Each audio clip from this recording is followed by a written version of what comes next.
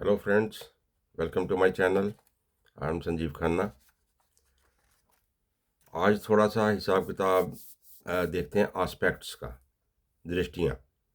तो जनरली जितना ज्ञान सब रखते हैं एस्ट्रोलॉजी का, तो सबको मालूम है कि सेवन्थ एस्पेक्ट तो है, हर प्लेनेट अपने से सेवन्थ घर को देखता है। दृष्टियाँ जो हैं अपनी वैदिक एस्ट्रोलॉजी में, ये घरों के ऊपर पड़ती हैं। तो शनि एग्जाम्पल पे, शनि फर्स्ट हाउस में है तो अपने से सातवें को देख रहा है। सातवें में मंगल पड़ा हुआ है तो वो अपने से सातवां फर्स्ट हाउस को देख रहा है। तो ये सेवन्थ एस्पेक्ट सभी प्लैनेट्स के पास, ये एक नेचुरल पावर है। बट कुछ कुछ प्लैनेट्स ऐसे हैं जिनके पास थोड़ी सी स्पेशल पावर्स हैं दृष्टियाँ डालने की। तो उनमें आ जाता है शनि महाराज। तो शनि सेवन्थ के अलावा थर्ड एंड टेंथ, तीसरे और 10वें और 7वें, ये तीन घरों को तो स्पेशल है या रूटीन है, बट तीन घरों पे दृष्टि डालता है शनि, फुल दृष्टि। तो और दूसरा प्लेनेट है जुपिटर, जो सेवन्थ के अलावा फिफ्थ एंड नाइन्थ, 5, 7, 9, तो ये इन तीन घरों पे पूरी दृष्टि डालता है। और तीसरा है मंगल, वो जो 7 के अलावा 4 एंड 10th, 4 एंड 8, तो 4, 7, 8, तो ये घरों पे मंगल दृष्टि डालता है।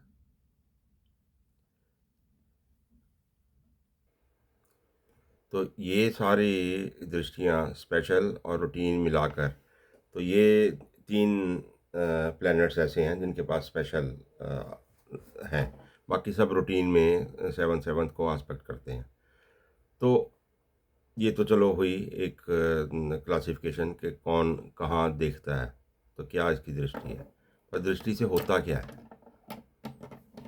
तो मोटी मोटी बात समझते हैं कि प्लैनेट्स बेनिफिक हैं और मैलेफिक हैं, ये दो डिवीज़न तो हैं।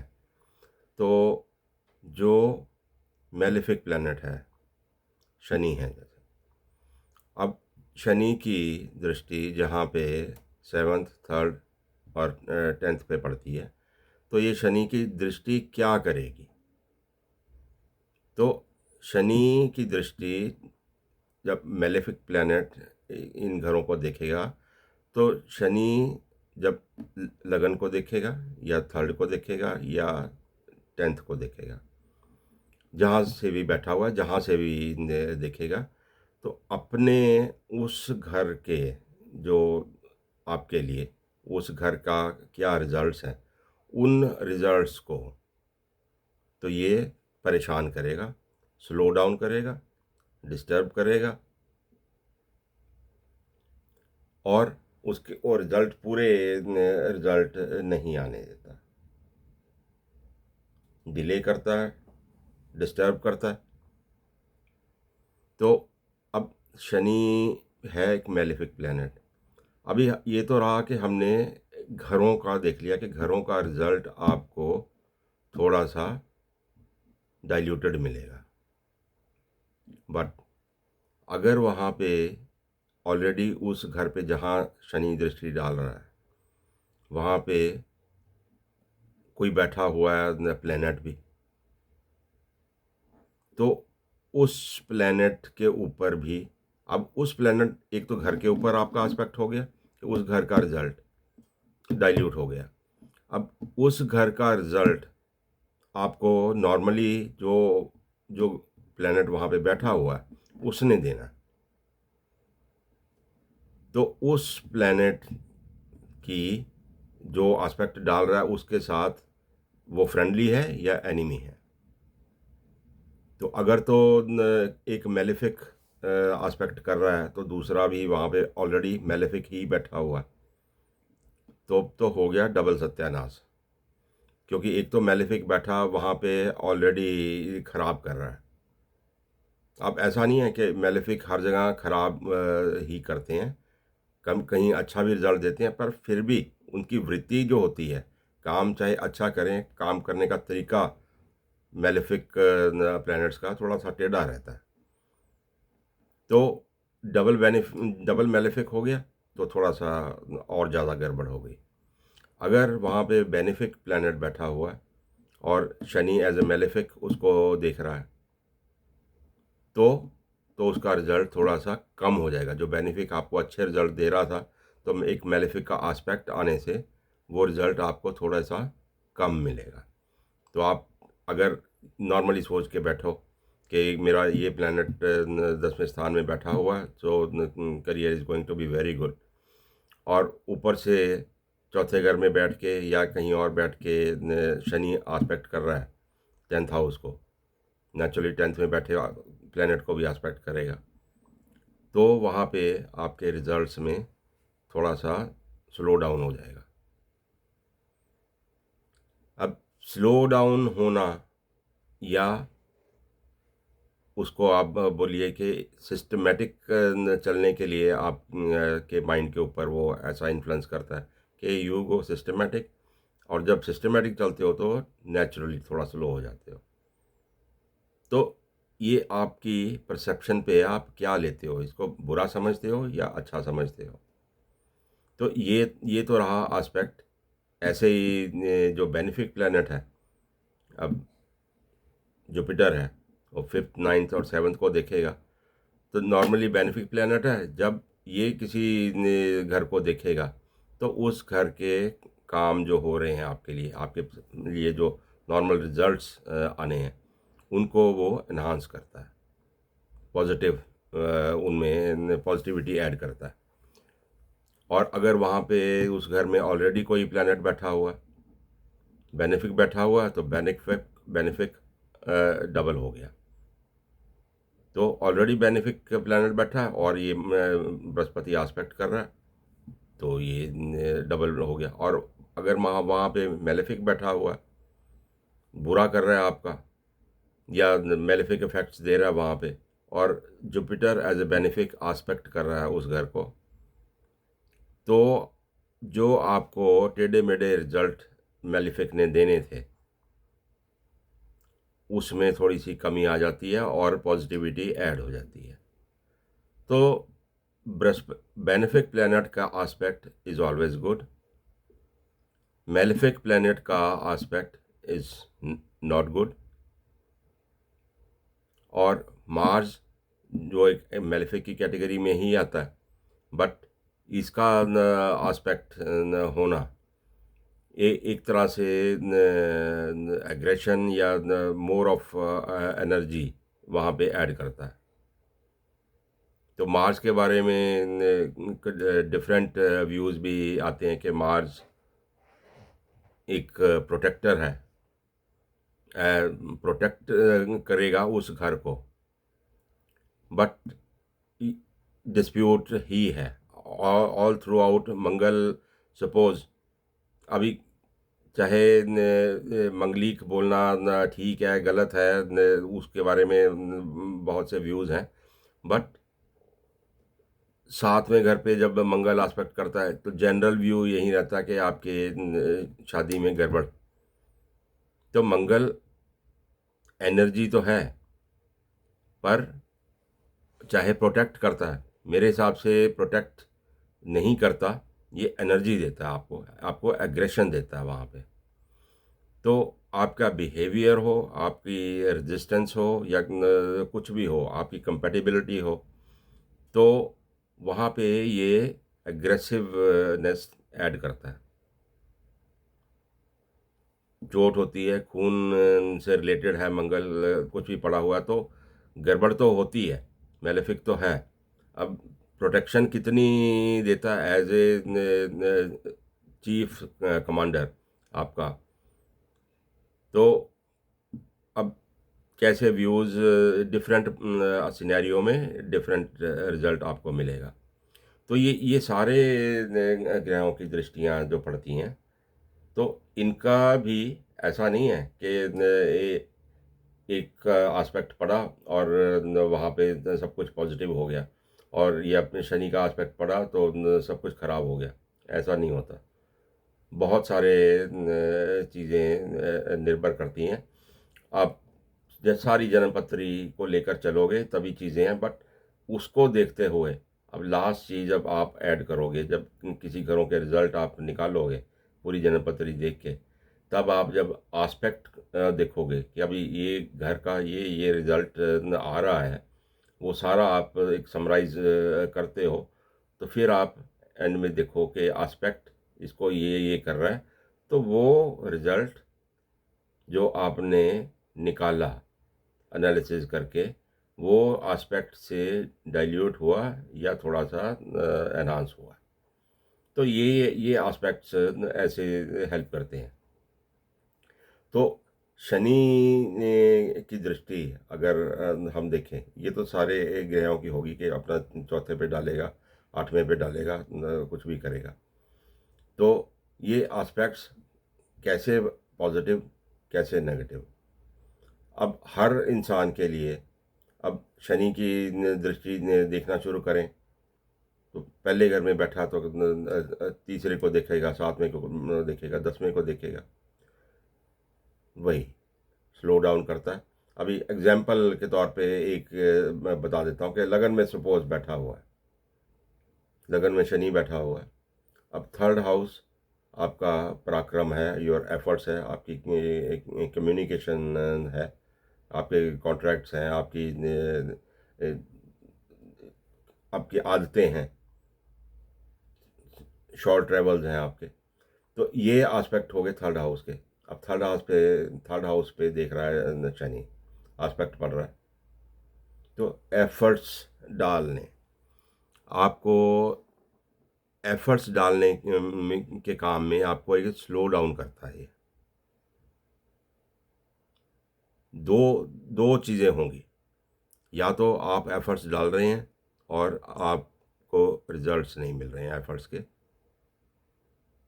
क्यों क्यों आपके आपके अंदर वो ऐसी माइंडसेट आपका ऐसा चेंज करेगा वो एस्पेक्ट, कि या तो आप एफर्ट्स डालोगे कि ये सिस्टमेटिक नहीं है, तो आई विल लीव इट, या एफर्ट्स आप लेज़ी हो जाते हो, यू डोंट वांट, आप कोई ना कोई बहाना ढूंढते हो कि नहीं मैं ये नहीं करने वाला। हुँ? या अपना बीमारी का बहाना करो, या आप किसी और चीज़ का बहाना करो कि नहीं this is not right way, I don't agree. या आप काम में स्लो हैं, तो जब एफर्ट स्लो हैं तो रिजल्ट्स भी स्लो होते हैं। तो ये थर्ड एस्पेक्ट हो गया लगन में बैठने के बाद। अब सेवन्थ पे एस्पेक्ट जा रहा है शनि का, तो सेवन्थ आपका स्पाउस है, आपकी आपकी मैरिड लाइफ है, आपकी अप्रोच टुवर्ड्स योर स्पाउस, क्योंकि आपकी जन्मपत्री है, शनि आपका है, लगन सेवन्थ हाउस भी आपका है, तो उसको एस्पेक्ट कर रहा है। तो ईगोइस्टिक प्लेनेट है, लगन में बैठा हुआ है, दबा के ईगो आपको देता है, मी माई माइन। तो सेवन्थ हाउस पे भी आप अपना ही रोब चलाओगे कि मैं ही राइट हूँ, द थिंग्स विल गो माई वे और हाईवे। तो ये सारा काम वहाँ पे सेवन्थ में होता है। तो जब ऐसा एक इंसान का एटीट्यूड रहता है, तो कंपैटिबिलिटी तो ख़राब हो ही जाती है। तो ये सत्यानाश करता है सेवन्थ हाउस का। अब कंपैटिबिलिटी देखो किस तरह से ख़राब हो सकती है, आपके एटीट्यूड से न हुई तो ख़राब हुई। सेवन्थ का एस्पेक्ट है, आपकी मैरिड लाइफ में ख़राब होना है तो किसी और रीज़न से भी हो सकता है।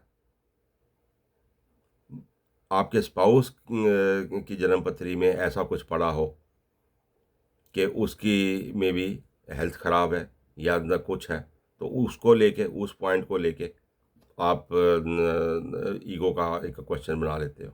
आपके स्पाउस के साथ कुछ और न मसला है, तो उस चीज़ को आप पिकअप करोगे और अपना ईगो का मसला बनाओगे, करोगे आप, तो कंपैटिबिलिटी ख़राब होती है वहाँ पे, मैरिड लाइफ ख़राब होती है वहाँ पे। और लगन में बैठकर जब शनि सेवंथ को आस्पेक्ट करता है, तो वो इंसान स्पाउस का ही कसूर निकालता है हमेशा। क्यों? वो तो लगन में बैठा है, ईगो है, he is never wrong, she is never wrong. तो ये हुआ। फिर आओ 10th हाउस में। अब 10th आस्पेक्ट पड़ रहा है आपका, तो आपके करियर में उसको ये आस्पेक्ट कर रहा है सैटर्न, 10th हाउस को। आप काम कर रहे हैं, आप, यू आर नॉट ड्यूटीफुल। आप वहाँ पे थोड़ा सा डंडी मारोगे अपनी एफर्ट्स, एफर्ट्स को तो पहले ही वो ख़राब कर चुका है, थर्ड आस्पेक्ट। फिर 10वें में पे भी आस्पेक्ट कर रहा है।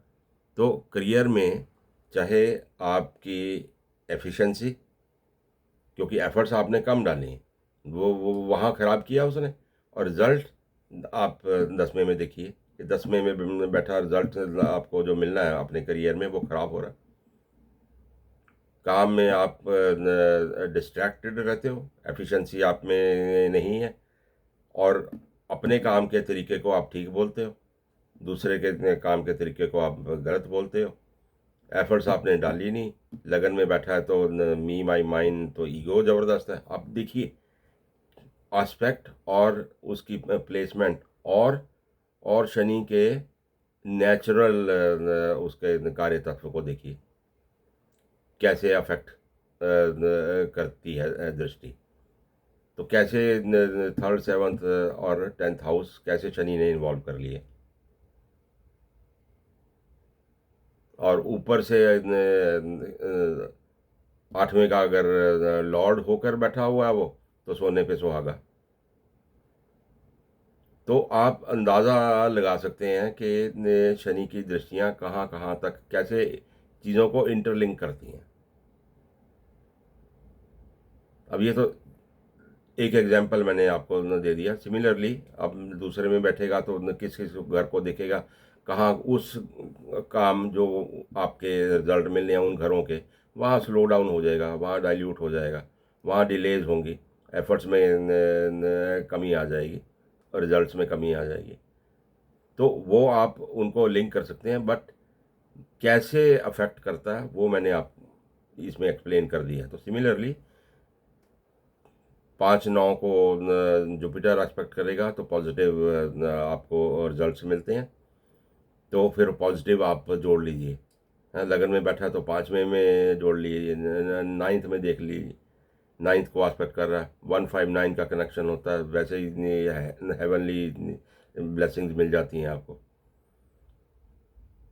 तो वो सारे एस्पेक्ट हैं। दिस इज़ हाउ अभी पूरी जन्मपत्री की प्लेसमेंट्स उसके हिसाब से जब आप असेस कर लेते हो अपने चार्ट को, तो ये दृष्टियों से फिर फाइनली आप देखते हो कि फर्दर सपोर्ट एस्पेक्ट से फर्दर सपोर्ट मिलती है, या फर्दर आपको उससे उसका नुकसान होता है या डाइल्यूट होते हैं रिजल्ट्स।